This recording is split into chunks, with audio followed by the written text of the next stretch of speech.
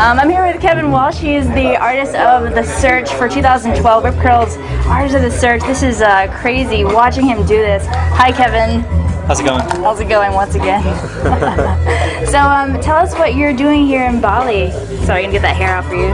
I'm working for Rip Curl this trip, and I've been working on these 3 t-shirt illustrations this month for the Eco Surf Rescue project for Uluwatu, and I just finished up 3 designs that will be available shortly in all the Rip Curl shops. And previously I was out here and I did the artwork for the Padang Padang Cup. Yep. And now I'm painting some boards for auction here to help raise money.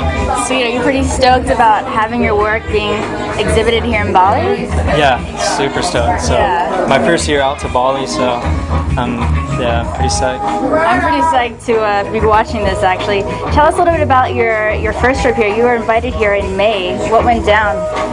I just came out here and stayed at the Rip Curl house and just checked out Bali and just surfed all over the place just to get inspired and for the 3 t-shirt designs that I just did. Any favorite surf spots?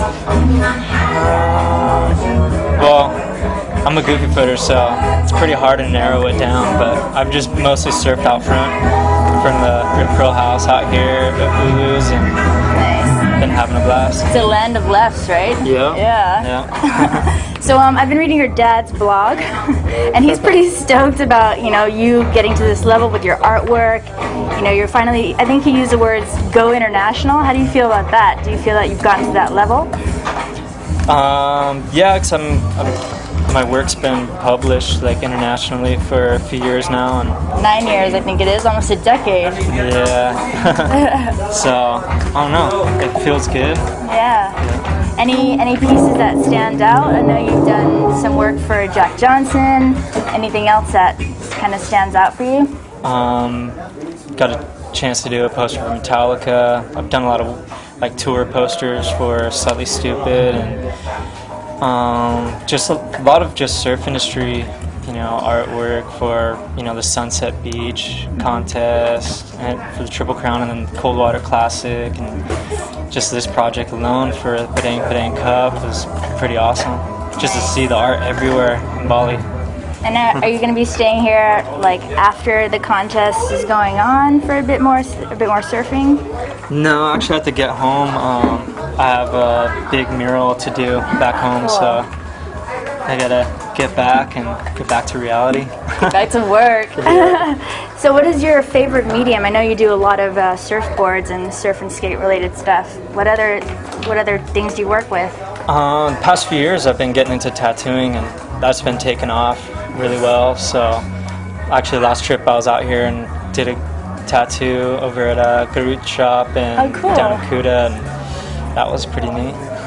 What type of motif? Is it still is it usually like a surf motif? Or? No, it's just whatever the client wants. Nice. But a lot of people do come for me for ocean related type stuff because I guess, I've worked around that medium, a lot in that style, so.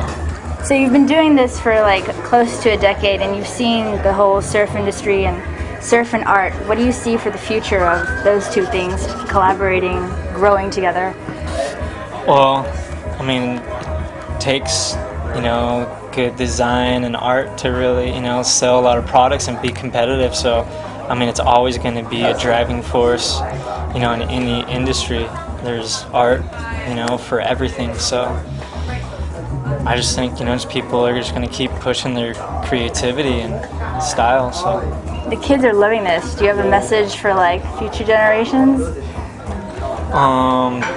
definitely give art a shot, you know? If it's something you really love and you like doing, just pretty much just go for it, because, I mean, it took me a lot of years of practice to get to where I am right now. You know, I could have quit and given up, but you just got to keep going. Nice.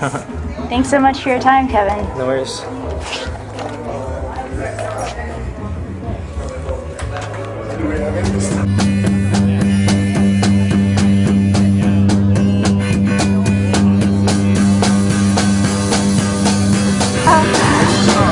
I'm here with one of the directors of the ISC. Hi, Tim.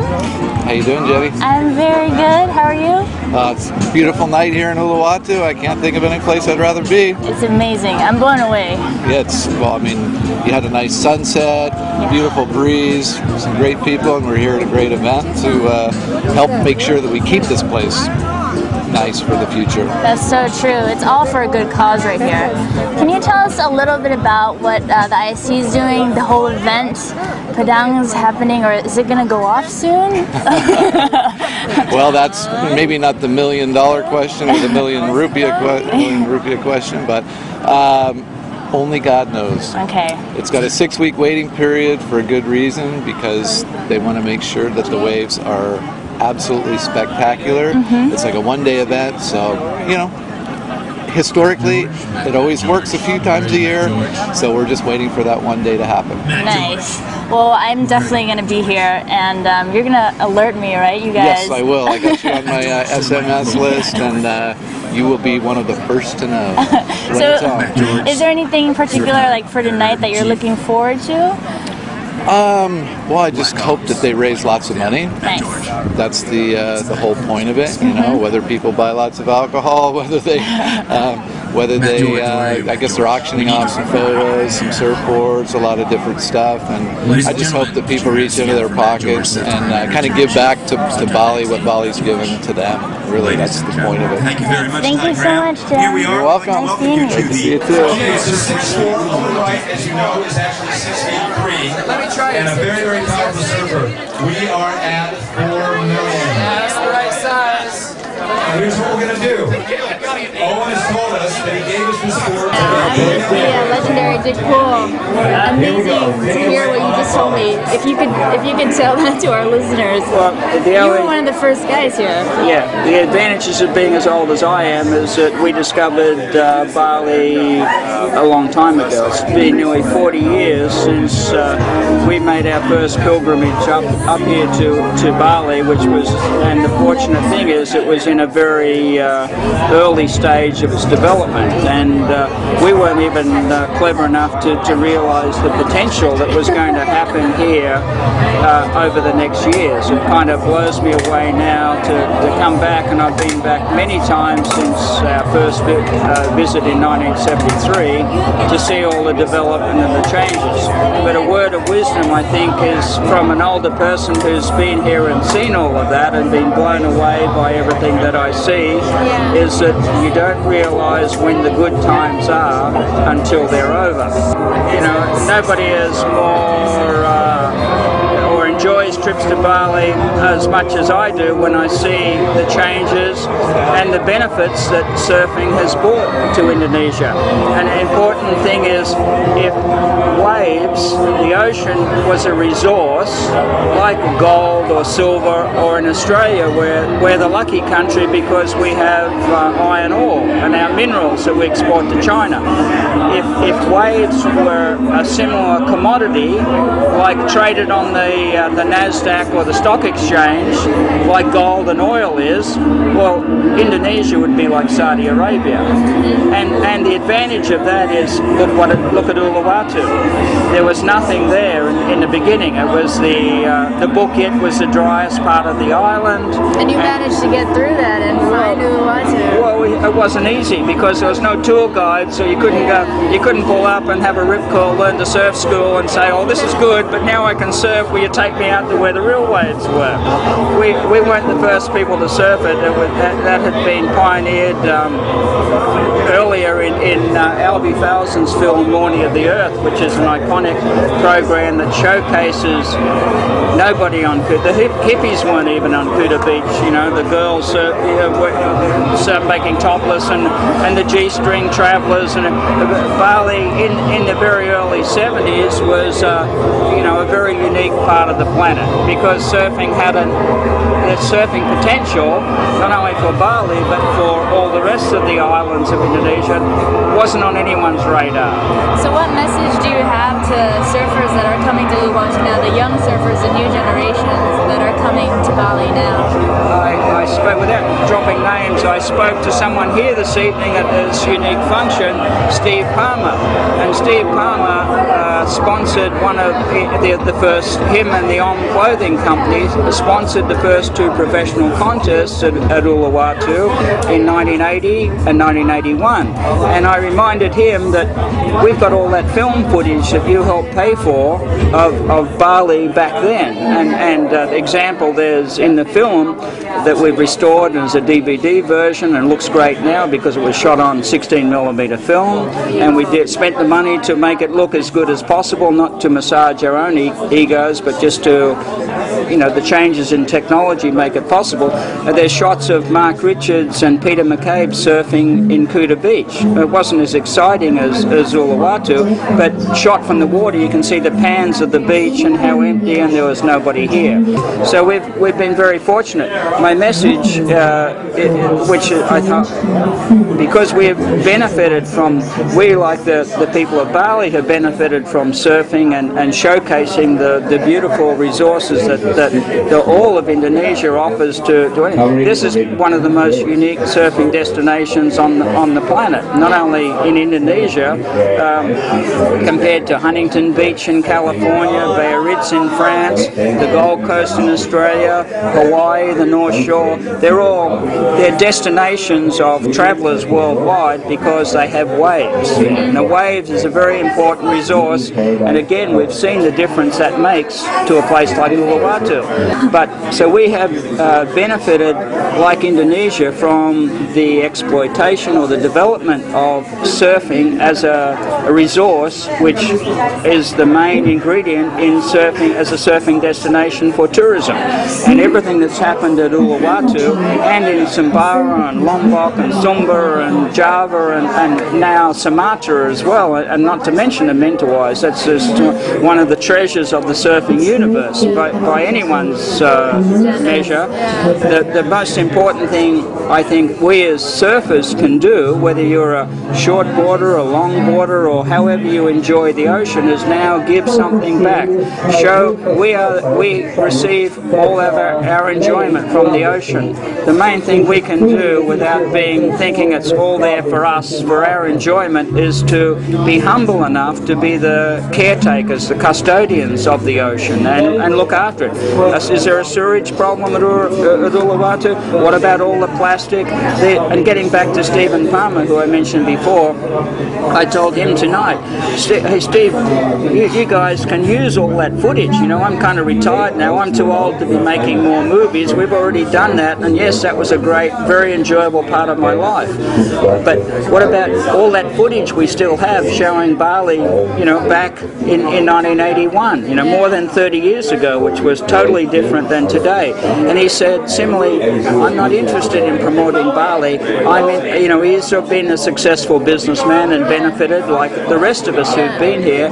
He said, I now want to help manage the environment and sponsor things like the rubbish cleanup in Kuta Beach. I noticed that there's Coca-Cola and Quicksilver logos on all the rubbish bins, and the flags and the surf lifesavers that help patrol them. So that's intelligent thinking. It's not all about me.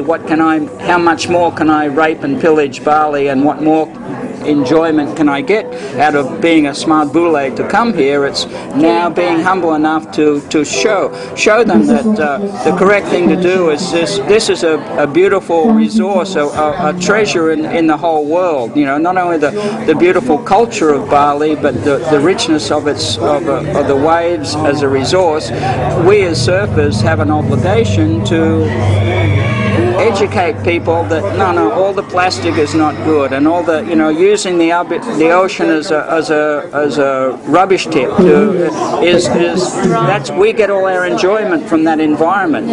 We are shooting ourselves in the foot by not being smart enough to be custodians of a unique jewel and treat it with the respect it deserves, to show other people that that whether it's the Surfrider Foundation or it's Keep Bali Clean, it's being humble enough to pick up the rubbish. Even in Australia, they say when you go to the beach, it's not only a Bali problem, it's the whole world. In Australia, they say if you go to the beach, don't only take your own rubbish back, but be wise or be intelligent enough to take other rubbish with you. Be a good Samaritan. Well, no, but it's in our interest. Am I being a good guy, or am I being smart and realizing it's better? It's a pure, natural environment. Like a beautiful girl is a product of nature, or a perfect wave at Padang or Uluwatu, or even a humble sunset. Our eye is always attracted to beauty. That's why girls make themselves look good before they go out at night.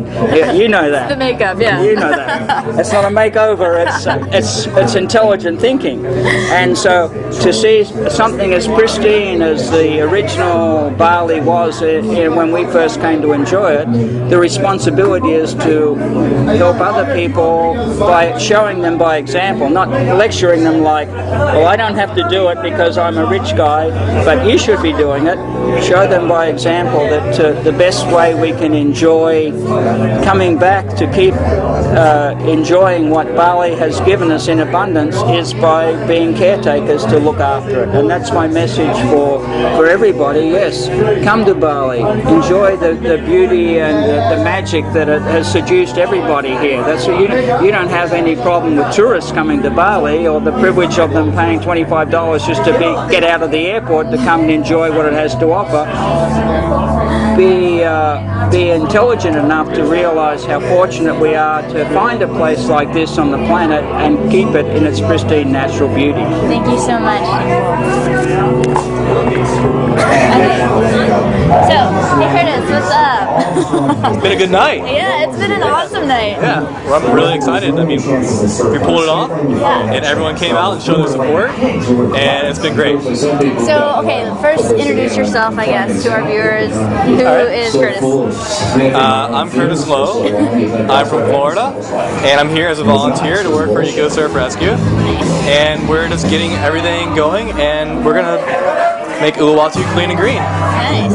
So you are raising, I mean, that auction was crazy. How much do you think you've raised tonight? I really don't know, but we need to raise almost $40,000 for the new sewage system. So this has been a really good first step. Okay. Yeah. And last year you guys raised quite a bit as well, right? I think Rip Curl, they donated quite a bit. Yeah. Last year Rip Curl was our biggest supporter. Okay. And they raised more than $5 grand for us. And they're going to be doing a lot more for us in the future. But the project as a whole is open, like the whole surfer industry helps. So we have a lot of supporters. Rip Curl's been the biggest so far, but we have supporters from all local businesses and many individuals. So it's a big team and community effort. Nice. And so what is the plan for Uluwatu? How are you guys going to keep it clean and green? And I mean, I heard about like some sewage system and the waste management. What's going down with that? Okay, well the first thing is awareness. Just that, everyone needs to be aware that it's a beautiful, special place and that it needs to be taken care of. So we have a recycling program. We took out a lot of rubbish that was being stored in the ravine. And then now we're raising money to put in the new sewage system, which is basically going to link all the warongs, the restaurants, and give a place for the water to go besides the ocean and get it treated first. Beautiful. Well, I hope it all works out. I hope you guys get loads of cash tonight. I think it will, yeah. Yeah. All right. Nice meeting you, man. Thanks a lot. Okay. All right. Is that what we need? Yeah, that's all we need. Thank you. Cool. All right. Okay. I'm with the famous chauffeur, Tigram. How are you? I'm very good, and you? I'm very good. How's your night been going? Really good. What about yours? I love it. I think the venue's blowing me away, like, since I walked in. The whole auction, which you got something out of the auction? Yeah, I did. I went halves with my buddy on the Andy Irons, little photo embedded in the aluminium. How much you get that for? I don't know, we got it for a good price, I think, so.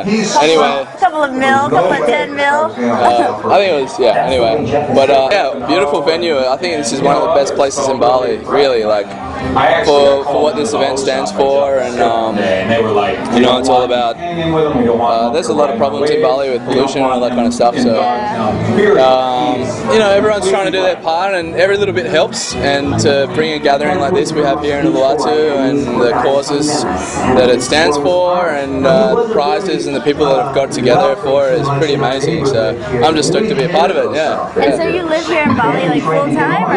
Yeah, I live down in town in Seminyak, but I have a tiny little cafe bar just along the cliff a little bit further, so I'm up here quite a bit. But, what is the bar called? Single Fin. Oh yeah, I think I've heard of it. Single Fun. Yeah. Okay, well I guess I don't want to take up too much of your time, and I also want to go check out those awesome surf films. So a message to the next generation of surfers, how to keep Uluwatu clean and Bali clean? A message? I don't know. Treat it as if it was your own. I mean, you know, everybody's a guest wherever they come from. You have the local people, but treat it like you treat it as your own. You know, like, would you drop some rubbish in your own house or your own bedroom, or even if you didn't drop it, would you help educate someone to pick it up? I don't know. You know, I think don't destroy what you came to enjoy. That's all. Everyone can do their part. So yeah, thank you. Thank you. Hope to bump into you again. Yes, likewise. Come to Singapore for a margarita. Yay! Bye, Sha.